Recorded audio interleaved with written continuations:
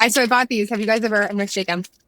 These little mini warheads, which is the sour candy. Yeah, I don't know if you have Oh those in yeah. Australia. yeah. When I was a kid. I'm not a sour candy person, as in it's not my sour candy of choice, but I feel like they help with anxiety for me. I got them for my kid, and the theory with sour stuff, so like lemonade or really anything sour, is if you're feeling anxious, if you taste something sour, then like your sensations kind of focus elsewhere instead of like it kind of brings you outside of that your head. Mm. And so I was feeling a little wound up right before we hopped on, and so I popped a warhead, and I feel like I've seemed pretty calm. Don't you think?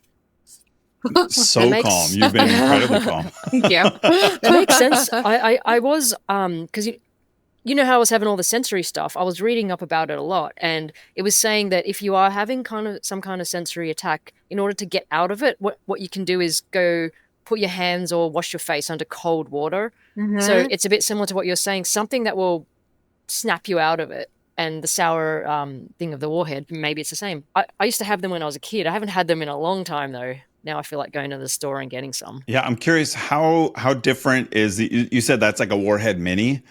Because like a Warhead, like by itself, is pretty dang sour. Like I can't eat one of those without my face very visually responding to it. It's pretty intense. For those not watching on video, we do have a YouTube channel, so you could see this if you wanted to. It's a small case of extreme sour, and the sour burns off or whatever, wears off very quickly. So it's just like a quick hit, and then it's sweet. And I got them because my son gets a little wound up. So I got them initially for him to just kind of help him chill out. And now I'm into it. And they only came in like a pack of like 20 of these. So whether or not it helps, I'm committed. It's like, 20 packs. Oh, 20 of the cases. 20 of these cases. So these yeah, you're in it now. Oh, that's a lot. Yeah. How many in each one? Oh gosh, we got to do some math. Serving size is 12, and there's 3 servings per container. So 36 in each little container. And you got 20 of them? So you got like 700? Yep. Like 720? Nice. Oh, wait, my maths is so wrong. Is that right? Or is it more? Anyway, I might be that's a lot of wrong. warheads. I tried to do it on the fly. So 36 times 20. 30, that'd be 360, double it, 720. Cool. Plus Right, another right? zero? Yeah. No? I didn't even try to do the math. I just assumed you were right. Just because I just respect your intelligence. I used to be good at maths. I don't know. Maybe I'm not anymore. Do you guys like my background? Oh yeah, no fan? Yeah, today. what's the background? What's going on there, Marie? You look like it's very stark. There's kind of not a lot going on, almost vanilla. Like anyone could be hanging out in that place where you're at. Where are you at? I feel very relaxed. I've actually got my feet up. I'm in a hotel room. I'm in a hotel room in Sydney. So I live in Melbourne, but I'm in Sydney because I'm here for like a Stripe event. Stripe randomly invited me to this event. It's called Stripe Tour. Stripe the And payment, it's like a the road payments show. company. Stripe, the payments company, which Llama Life used to take payments and manage subscriptions on Like the web. everyone basically And- uses now. Yeah, and they're really good for small business and indie hackers and very supportive and stuff. So they invited me here, like all expenses kind of paid, to go to the event and hang out and have dinner and Fancy. roll with other startup founders and stuff. And You it's give been them my contact information for the next time they're in the Yeah. Pacific Northwest. Why didn't they invite the entire podcast? we could do a live pod Oh, yeah. from the events, coverage. Perfect. I don't know how close Melbourne is to Sydney, but probably closer to it than Seattle. And are you in Portland, Sharon? Portland, yeah. Portland, yeah, probably a little bit closer. Yeah. It's like an hour and a half flight. That's cool, Marie. It's fun. Like the networking, I don't know, networking can be exhausting, but when it's like-minded people, I feel like it can be energizing. It can swing either way, I feel like. Yeah, it's definitely exhausting, but in the moment, it's exhilarating. Like, I love it. I love chatting with other people doing the same thing. I think it's really important, actually, to surround yourself with people doing similar things, and you get very inspired and motivated. And I think that's part of my challenge. I was just kind of at home by myself, and it was kind of lonely, and it's hard to describe, but your energy level changes, and you don't know if you're going fast enough or slow enough because you're not really around others. You don't have that reference point. But being here and seeing other people, I'm like totally energized by it. But then I get back to the hotel room, and I'm like, oh my God, I need to go under the blanket and just like get away. But that's fine. Like, it's kind of a bit up and down like that, but that's pretty normal for me, just to kind of be super energized and then super like flat. I've accepted it. Yeah, you said before we started recording that you were like starting to kind of feel that energy and excitement a little bit again. It was sort of like reinvigorating the life of a founder. Yeah. Just because I'm around other founders, like, and obviously I'm around you guys, but being around other people in real life is kind of different too. And there's a lot of energy around the event as well. So it's a good reset for me. I really feel like back on the horse. Nice. I feel good. Nice. I feel good. Yeah. So I'm having a good time here. I'll put more coverage on in social and stuff like that. But it sounds like you guys had a good week too. Like, Jesse, you got like your that you don't know, which is huge. So we've talked in the last couple of episodes, got the invite codes set up for WavePal, and I was kind of doing a few invites there. I think we have like around 130 people in there using it with just sort of like a trial account at this point. And I've been doing on the side occasionally when I have the time, I've been doing some live demos, which is always oh my gosh, you learn so much from that. I kind of start with an interview, just sort of hearing like, why did this interest you? What was the problem you were trying to solve? What have you done in the past? Really trying to learn their situation. And then I kind of transition to a UX demo where I basically give them the login and I turn off my camera and I say like, cool, you just use the app and then talk out loud while you're using it. And I always learn so much from that. Just like, they're thinking this on this screen, or they're expecting to find this and it's not there, or they didn't expect this to work that way. All those sorts of things is always like super helpful. But those demos have gone really well to where I think I've done 6 or 7. And then all of them except for one have become a paid subscriber at the end of the demo. So they've been really like successful that way. But as you sort of alluded to, we just had earlier today, like an hour ago, I got a notification from Stripe, which is always fun to get that little notification on your phone. And it was the first time someone signed up to be a subscriber and I had no idea who they were. Woo! And so it was somebody that was on the trial and they'd been using it. I think they signed up a couple weeks ago and had been using it off and on and decided that now is the time they're going to sign up and sign up for the annual subscription. I wish we had a bell to ring for you. Exciting. That's so exciting. Right. And it really is. It's like way, way, way more exciting than anyone you know using it, because it's like some stranger who actually needs this. Like, I made something somebody needs. Like, that's validating. Yeah, super validating. Because like a lot of those demos I've done, some have been people that I know pretty well, or other that I've interacted maybe with before that have like, I don't know, been a subscriber and I've emailed with them before. And plus, we're having that live face-to-face. And so I think people are more inclined to sign up when they see you right there. And so, to have someone that I don't even know who it is, and they just use the app and they needed it. And so they signed up. For a year as well. Yeah, and they signed up for the annual. So it kind of reminded me when I saw that notification, I realized like, I don't even know who this person is. It kind of reminded me, I don't know if you both have seen the movie That Thing You Do. Yeah, when they first hear their song on the radio and they're just like jumping around and screaming and like that's what it felt like. I wanted to just like run down the street and like, woo! Were we the first people you told? Jesse sent us a WhatsApp message. So like, obviously you're co-founder, but were you able to go give anyone a hug? Yeah, so my daughter and my wife were both right there, so I was able to tell them like right away, and they're super excited for me. And yeah, it was awesome. And then I told my co-founder, unfortunately, we don't live in the same area. So I basically said like, if we could, we'd like, let's go out and celebrate with a drink or something like that. But yeah, very, very exciting. So it's so funny because hopefully like in due time, it'll be like, oh, that's happening all the time. People are signing up every day. But this is like the first real moment of that, like true validation of someone I don't even know just wanted it enough to put down their credit card. So feels very great. I'm on top of the world right now. Yeah, and ride that wave. My friend who also designed our app, she's a UX designer. She was like, so are you guys having a launch party? So Shelpful launches September 16th. So by the time this episode comes out, our app will be out there, and which is very exciting. And she was Very like, are you having a exciting. launch party? And I was like, no, like, we're just going to keep working. And I think it's hard to recognize some of these things that sound or feel small. And I mean, I'm pretty self-critical and a perfectionist. And I mean, I definitely really celebrated a first customer because I feel like it was kind of like, give me a reason to do this at all, kind of. But I think at this point too, where I'm kind of hitting the reset button a little bit, similar service, but different flavor. And a lot of work has gone into just getting it on an in-app form. And so it's kind of just like so much anticipation for me. I just want it out there now. And that to me, and I want to just keep working hard. Like I want it, like that feels like the celebration to me. And someone might have to convince me otherwise. Do I sound like a Scrooge? I don't know. I want a hug. I'll take a hug. Maybe some, I'll drink, I'll have some champagne. But like, I feel like a party, I don't want to spend any money on a party. That's what I don't want to do. I want to make some revenue and not spend more money. That's what I care about right now. Right. I'm looking at the bird, nice. But I'm glad that you got that. Like now you got to set your next milestone. I remember I had this goal of, in the beginning was like 100 paid subscribers was a goal. And I actually, so I like a good glass of red, like a glass of wine. And I remember I bought like this expensive bottle of wine and I put a Post-it note on it.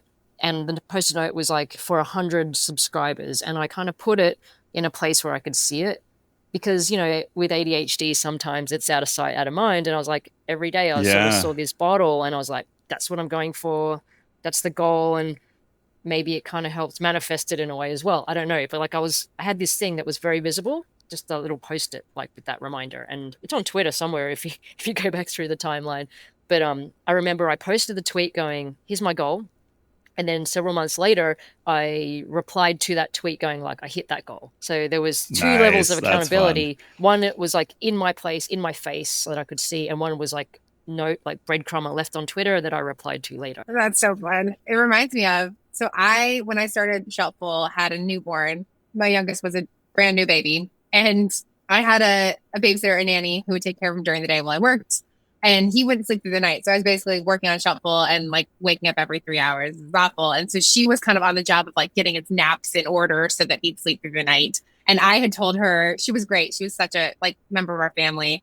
I had bought a bottle of champagne and put it in the refrigerator for when he'd sleep through the night. She got to take the champagne home. She wasn't going to drink it while she took care of him. And on the day he slept through the night, we received our $3 million investment in our bank account from Sam Altman. And so it was, and so like I got 2 bottles of champagne and we were like, I felt like I was just bouncing around the room because not only did my baby sleep through the night, but my other baby got an investment and I was just dying.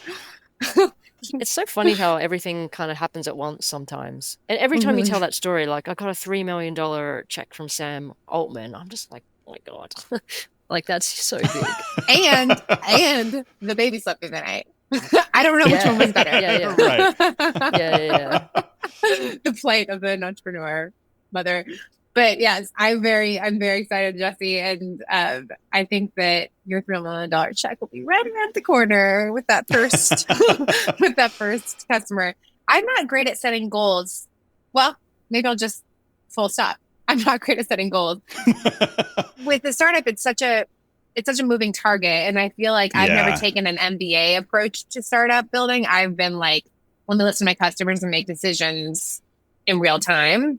I don't know, for better or worse, wherever I'm out of the company, I think that I probably could afford to set a few more milestones to have. I mean, as a team, I mean, we have, I guess, as a team set goals, like in terms of X users and X revenue, but it can kind of slide a little bit when you're shifting to product development or you're kind of hitting the reset button at the company. You're not tracking growth revenue because you stopped growing. I mean, for us, we kind of just took the gas off completely of what we were doing, so that we can put our full attention to this new thing. So it's kind of, I think that's a good cue and a reminder for me to use like this launch that's coming up. We have a product. We want people to use it. We want to grow. It's great.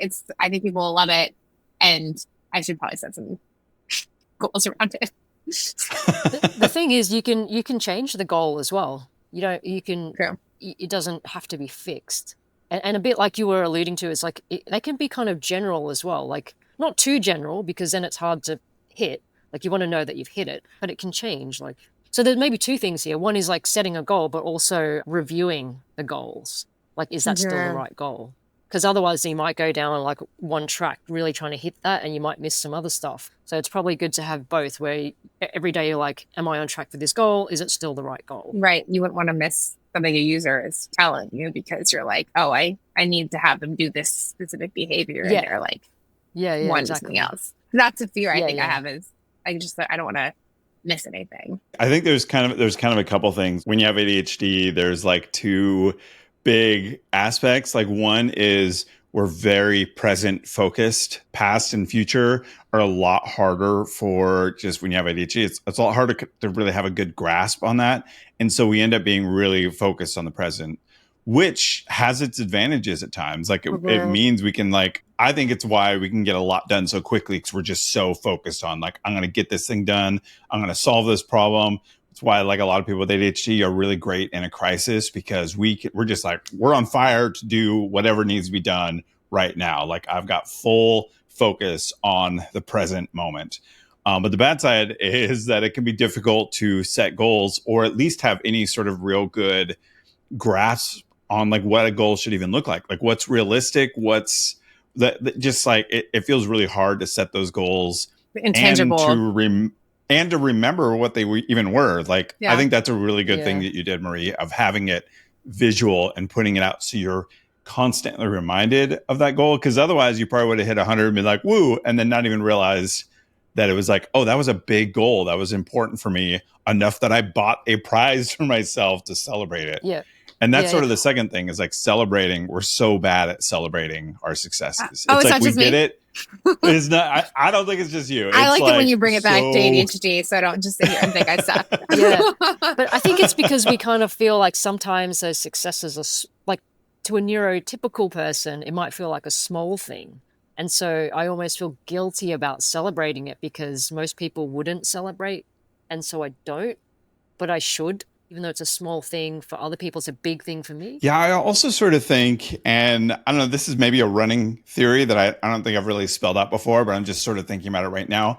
I think part of it is, again, that focus on the present, where our baseline, as we're hitting successes, the baseline is kind of going up. And then it just feels like that's where we are. It doesn't, we don't feel like we've moved up to that because baseline. We don't it have just a time. Feels, we don't have we don't have a grasp on past and present. Right. So it never feels like I've really achieved that much. It's just oh, this is my new baseline. Right. And now I got to figure out how to keep getting, there's a new goal or a new baseline I need to try and hit, because I'm not there yet. And so I still don't feel like I've had that great success, because now I can see oh, but there's that next mountain I need to climb. Well, yeah. So when you spent your life kind of shaming yourself for feeling like you're not doing as well as other people, I think it's maybe easier for your brain to go there. But you're right that the lack of awareness of past and present and future, that you're really you're in the moment, you're in the present, and that's all you really see. You're not looking back and reflecting how hard I worked to get here. And all I know is that I don't have the growth that I need to sustain long term. I need to kind of see it change. And that's all I can think about. On that note, last week I was actually looking through a notes app that I have. The date on the note was 2021, and I'd actually wrote down a few goals. It was goals revenue goals, personal goals as well, where I want to be in life. And I found this note last week, and it's so weird because I've actually hit all those goals. Hey. Gosh. Amazing. Yeah. But it kind of goes back to what you're saying. That's the benefit of writing it down, I guess. No, exactly. That's my point. Is you did. I wouldn't have realized that I hit all these goals, and I felt really good about hitting the goals, but I wouldn't have known that unless I only know it because I found this old note. And if I didn't write it down, I would just be thinking, oh, I haven't achieved that much. It's just every day, you're saying, I just don't feel that past future that much. And it's only because I had this little thing that I wrote down. I'm like, holy crap. I've actually made a lot of progress in the last few years, and I didn't realize it. So maybe journaling or just writing down a few things could be good. Yeah, I struggle with that, journaling and presence of mind. I think there's a quote that was the things you have in your life right now are things you once dreamt of having, which I feel like always gives me goosebumps because it's true. Like there's so much, I mean, like, gosh, that's so true. But it's like, am I thinking about that day to day? No. Right. Just trying to think of surviving. I'm just trying to remember to drink some water or eat some food or go to the bathroom. Exactly. You just reminded Jesse to drink water. Absolutely. Anytime anyone says something and I think, oh, I should drink some water, I try to jump straight from that thought to drinking the water. Don't consider it. Don't think, oh, I should do it later. It's like, oh yeah, I should drink some water. Do it now. There's some within reach. I'm going for it right now. If someone says rain, water, dewdrop, H2O, Jesse's hitting it. That's why I live in the Pacific Northwest, just to get the precipitation reminders that I need to drink some water. When you said you're like, when I see the weather report, I'm drinking water. No, Marie, when you said that, Jesse was like, it was as if you told him. He was like, and he just went straight to the dome. I just had a random thought about that goal thing that I mentioned earlier about, like, having the glass of like the physical reminder of the wine. One really, really important thing is to make sure that you move it, because if you just put like a physical reminder in one place, it's good for a while. But I think with ADHD, it kind of it becomes like wallpaper. After a while, you don't see that it's there. So it's really important to go, okay, I'm going to put this somewhere else, and then it's fresh. So it's a bit of, I guess it's like playing on novelty in a way. It's in a different spot, and you're like, or put it in a spot you don't expect it to be. You're like, oh, there it is. That's weird that it's there. Do you know what I mean? I used to have it on my my little dining table, but then it was like, oh, I just see that every day, and I'm ignoring it now. And then I moved to closer to my coffee machine, or just places that I would be, and I'm like, oh, I don't expect to see a bottle of wine like next to that coffee machine, and then I'll put it somewhere else that's random, Have you guys seen this thing that people do on social media sometimes? And I've not ever seen a startup founder do it. And I designate startup as in startups are designed to be companies that get really, really, really, really big, right? As opposed to like a lifestyle business that can sustain itself as a small business. But I've seen people who are like selling courses and stuff do this thing where when people sign up, they put a Post-it on the wall, like with the customer's name or whatever, or initials. Oh, I've seen like coaches do that. Yeah. Yes. Coaches, people selling courses or workshops and things. I love it because it's obviously like, I don't know, it's energizing and they're clearly happy about it. And I've like thought about doing that because I'm like, it would feel really great to walk in to a room and just visibly see like a representation of people buying into what you're selling. And I don't know, should I do that, guys? We launched on September 16th. Should I go buy some Post-its? Do it. Absolutely. You'd end up with like a massive wall of I know. Well, hey, and that sounds amazing, doesn't it? I'd like to give myself that problem. I mean, I'll stop. I mean, I'm ADHD. I'll stop doing it eventually. If it gets too hard, I'll stop. Yeah, exactly. That's lean into it while it sounds exciting and energizing. And yeah, absolutely. And then when it doesn't, take them all down and that's fine. And then move on. You just reminded me of something that's really similar. You might want to consider doing too. I can't remember exactly what it's called, but I'm sure you can Google it. It's basically like this. It's a coloring thing. It's not just like an adult coloring thing. It's like a picture that has like lots of different segments. And when you hit a goal, you color in one segment. And so you do that over time. I've seen those. You can choose how you want to do it, if it's multicolored or just one color. But the goal is to fill the picture. It starts off black and white and you fill it with color. And then because it's a picture, you can actually frame it later and say, like, nobody needs to know what it is, right? It's a personal thing. Like it might be a habit. I've often seen them for streaks, which I don't like. I'm a kind of anti-streaks. I'm anti-streaks as the certified habit coach, as the founder of a habit company, against them. But what Marie's suggesting is different. It's not about consistency. Yeah, it's like more of a growth. Yes, it's about cumulative growth versus consistency, which is hard to reward. Do you know, I've been using stopwatches as well now. So on my watch, sometimes if I'm about to do something and it doesn't require a hard stop, I'll just start the stopwatch. And then every now and again, I'll just look at my wrist and see what the time is. And every time I'm just like, I'm shocked. I'm always just like, oh, did that much time? And I'm always behind. It's always like, holy crap, did I just lose? Like 20 minutes has just passed? Oh no. And I'm starting to realize how much time I'm wasting. I'm like, oh my God, and that's 20 minutes? What did I do? I was just on my phone. Oh. Yeah. So you do a count up stopwatch where it started from 0 and then counts up and up and up. Usually, so on Llama Life, it's always count down. But on my watch, I often just randomly start the stopwatch. And then every now and again, I'll look at it and go, oh, 30 minutes has passed. Versus just looking at the time. Because if I look at the time, I go, it's 9 o'clock and now it's 9:30. It doesn't hit me as much as if I have the stopwatch and I'm like, oh, 30 minutes? I feel like I would look the next day. It would be like 27 hours. Like, I feel like I would be so, Right. I would be so unaware of that. I think I need something to be like buzz to have me actually, in terms of like a countdown. I actually use the timer thing. I have an app that's called, I don't know how you're supposed to pronounce it, like Pandan, Pandan. And it's literally just this tiny little timer app that's on my Mac that it just resets. Whenever I start using my Mac, it starts a count up. Like it just like kind of starts a stopwatch. So I can glance at it right now, and right now it just says 2 hours and 10 minutes.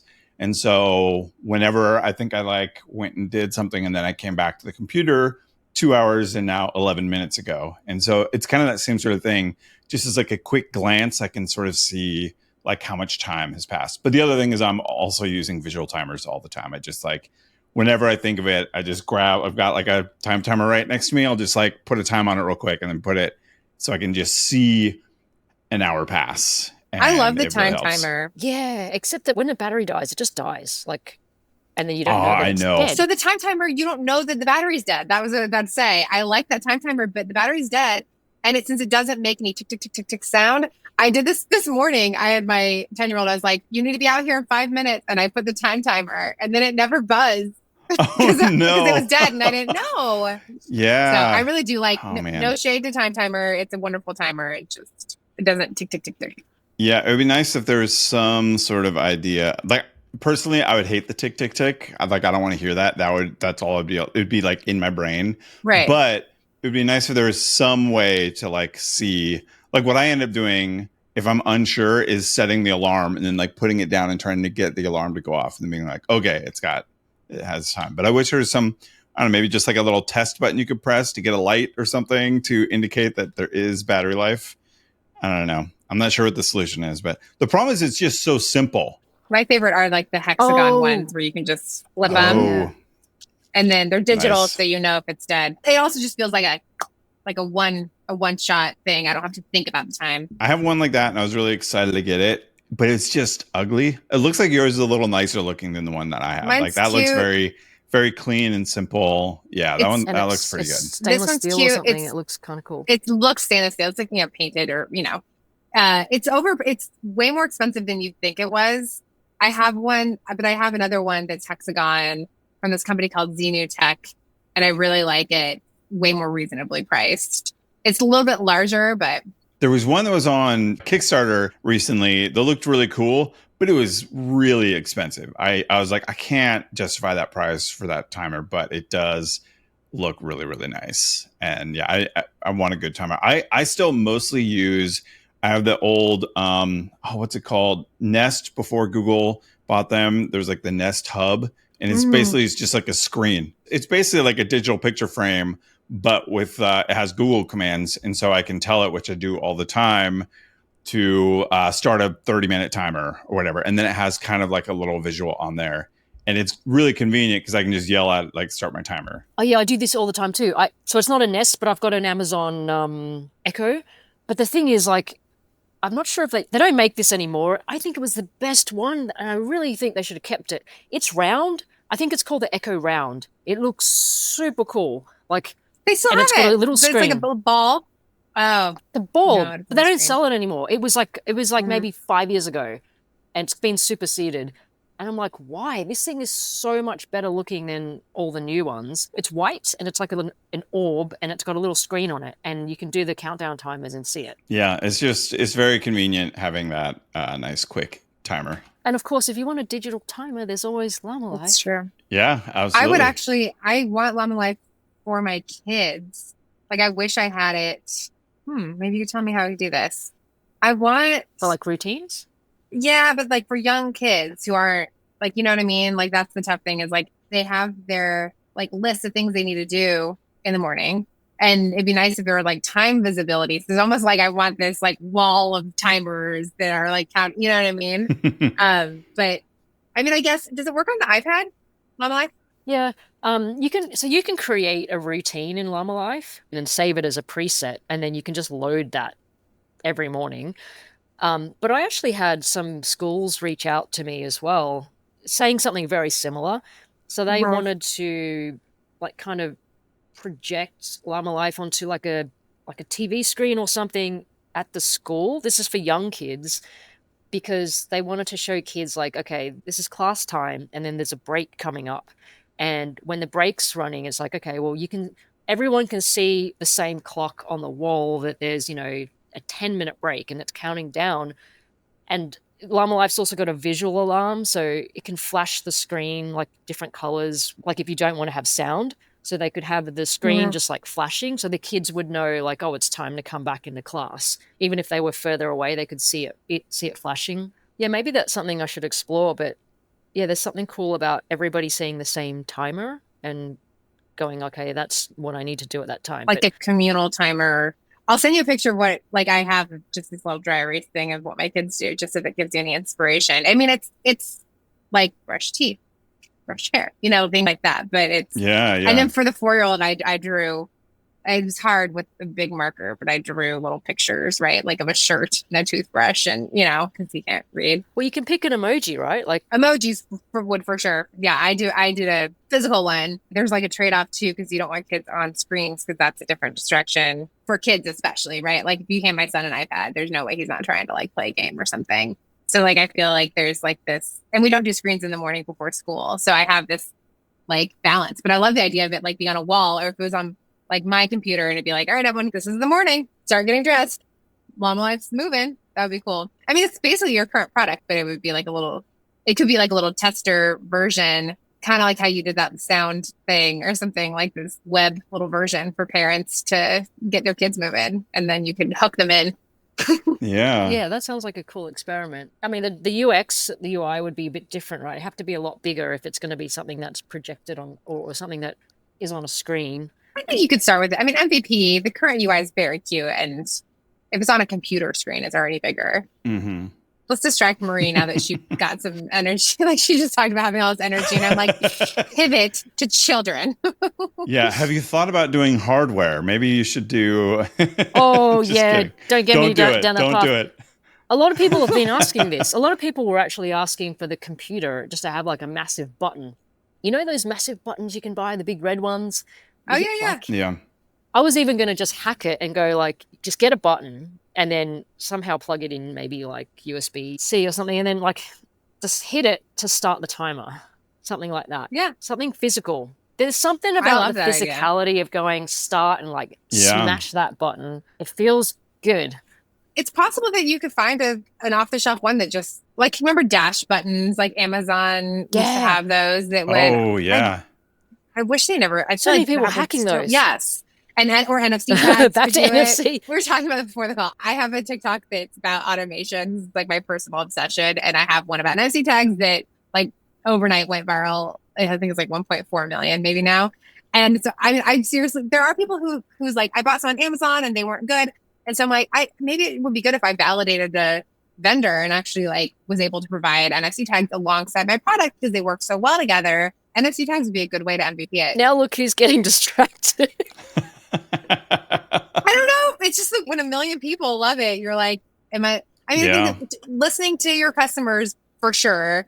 But this is like my community that I've built on these socials, and there's something there. I think that it's not just me that wants things to be automated. There's this lightness that people experience, I think, when something happens automatically. And so I believe in it. I feel like I'm not just being like, how can I make 12 more cents? These are not big ticket items. They're very, very cheap and small. So I just feel like if I can connect the dots for somebody, we literally just talked for like 10 minutes about how a physical timer is a game changer for Right. ADHD. So I don't know. I don't want to send you down the road, but there's something there that maybe you could MVP in some way without having to make it yourself.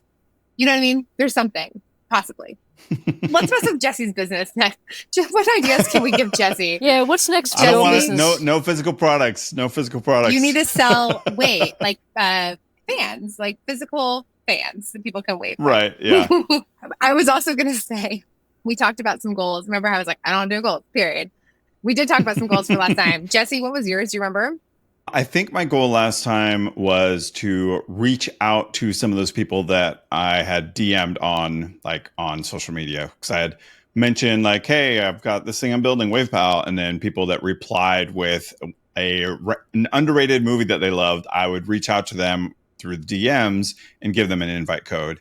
And so I think you had suggested last time that I should reach out to them, and I did that and got some really helpful feedback. And I also, some of the feedback, which was we were already aware of, was, oh, I wish there was an app so that I got the notifications on my phone, because I don't always see notifications in the email, which was like, yep, we knew that. We're very aware of that. But it's given me a little bit of that extra push of like, I need to really get this going, because I mentioned it's been probably a month and a half or maybe even 2 months when I like vibe coded that very first version of the app. Did you say vibe code? Oh my God, we can't be friends. Well, I did, because I didn't know what I was doing at all. I normally, vibe coding is not the way I do it, but that I was just like, I'm going to take the day today with nothing and see if I can build a working version of the app. And I did. And then I deleted a lot of that code once I kind of proved it to myself. And then now I've been like actually coding it and making it work and stuff, but I haven't released it at all. And so that's been, since I did that feedback thing, now I've been really focused on like, okay, let me get it to a shape to where I feel like I can invite people through test flight to start actually using it. And I'm getting really close to that, which feels amazing. So hopefully that feedback was, hopefully in a week or two, I can reach out to those people that gave that feedback and say, hey, we have an app now. You can download it through test flight and sort of use the early version of it. That was my goal. And so that's where I'm at with that. My goal was, I think I said I was going to get 1,000 more people on our wait list. I don't think I got 1,000, but I got a lot more, like nice, a few hundred, I think, probably on the wait. Like this, the wait list is, actually people like saying, email me the day of the launch and that. So we've announced the launch date since we last talked. So I feel like I've put some focus into it, and then have driven a lot of people to the site to kind of opt in to something. So I because that NFC tag post went a little bit viral, I got a lot more purchases of my NFC tag course, which puts them into our email community too. So hopefully we can get people looking at as an old school marketer, old school, I guess. I'm old. I'm 41. Like there's such a thing. You're the youngest one on the pod. Yeah, I was going to say. But not young. I think we can agree, not young. I feel like a launch day and having a big group of people come through on the day of the launch would be good. It would be very validating to me to have people come in and like check it out. And that has been a big focus of, obviously, like growth doesn't have to come on day one, but I would love to kind of roll out the red carpet and let people come in and see it. So are you doing like product hunt or any of those sort of things for the launch? I was thinking of doing like product hunt like a week after or something, just to give it a moment, but I don't. Have you guys seen any lift from product hunt? Because last time I did product hunt, we got nothing. Like it was just like a huge waste of time. I used to do product hunt all the time in YC days. Yeah. So I've done product hunt maybe 3 times with Llama Live. And the thing is, it depends on your audience, because you've got to think about the types of people on product hunt, and they are more like indie hackers, tech people, right? Not necessarily ADHD folk, although there is kind of a bit of an overlap between ADHD and entrepreneurship and indie hacking.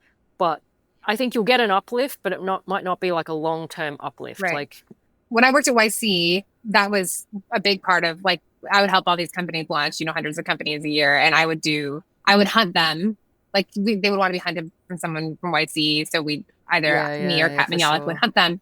And so, people saw Lyft, they would do, but it was just, this was also 2016, 2017. Your product's got AI. It's very AI focused. So it might be a good place, because there'll be a lot of tech people interested in that. I was thinking about it as like a checklist item, not a driver item. Your point about getting it ready, because then if somebody else happened to hunt it, then that would be annoying because I wouldn't have materials ready. That's happened to me. Yeah. So when I was doing Polar Habits, which was a company I was like associated with for like, I don't know, 4 or 5 months, I worked on doing a big product hunt launch because we wanted to do a launch on January 1st because it was a habits tracking app. So I put a lot of time into that launch and it went really well. I think we were number 2. If I remember correctly, it's been 2.5 years. Yeah, because it was before my book.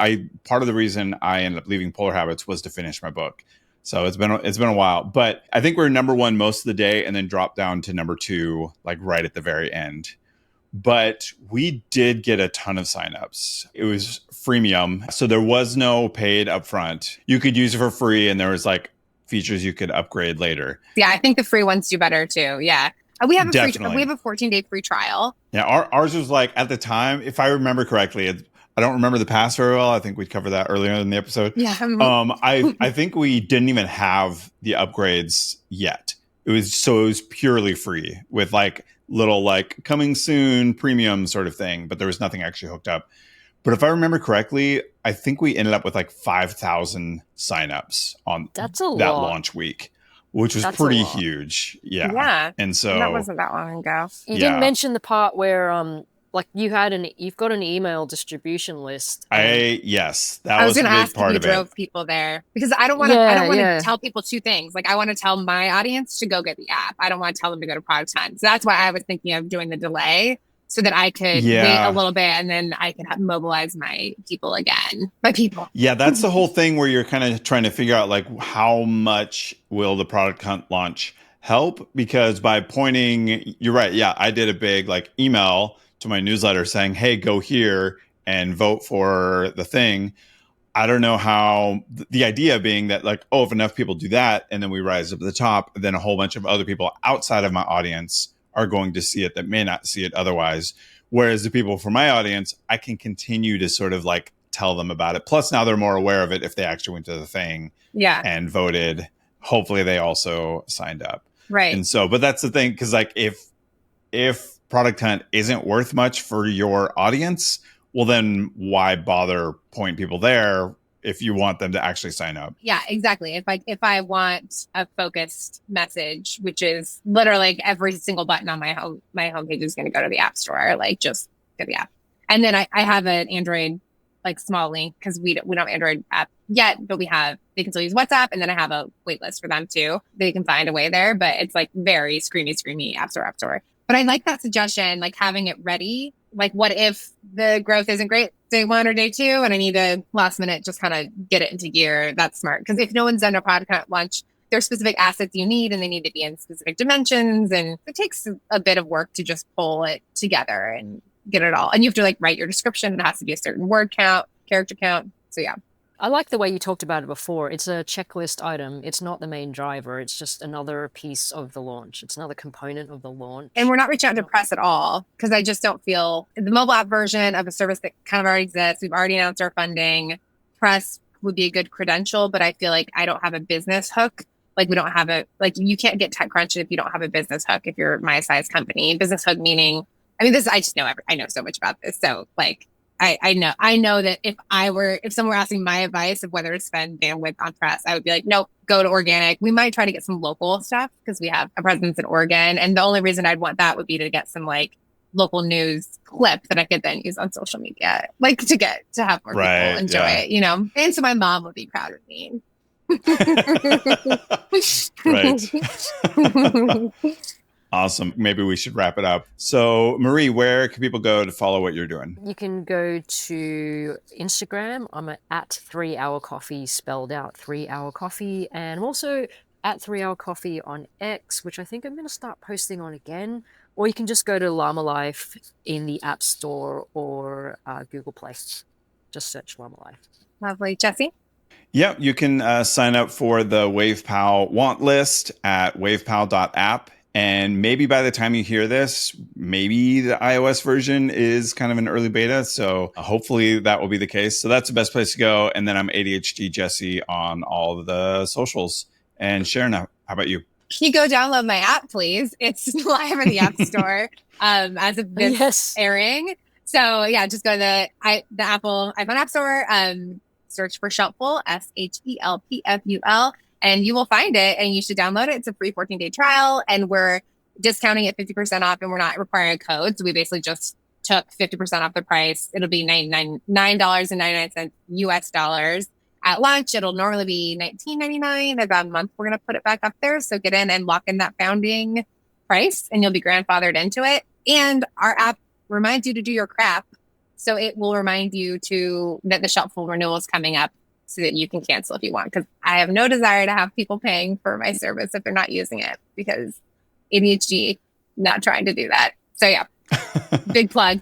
And you can find all of us and all this podcast goodness at ADHD_founders on Instagram, TikTok, YouTube, and please subscribe to our podcast. Patreon now too. If you want to help support the show, the Patreon does exist. It is set up. Oh, good. Are we linking to it from somewhere?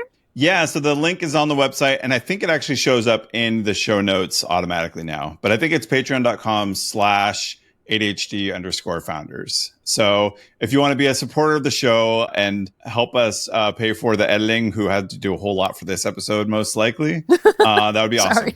And we would totally, I think, Jesse, we haven't talked about this that much, but your idea was that we could shout out supporters of the Patreon. Yeah. So anyone that becomes a patron will give a shout out on the show. And shout out your business. So if you're an ADHD founder, we would love to shout your name out so any of our listeners could check out your product as well. So patreon.com/ADHD_founders, I believe. Should we check? Yeah, I just checked. That's it. We're good. Okay, I knew that was the name. I just couldn't remember if Patreon was one that does, sometimes there's the @ sign or something like that. Well, that would be so kind if anyone would want to support us. Thanks. Yeah. Thanks, guys. Awesome. All right. Thanks.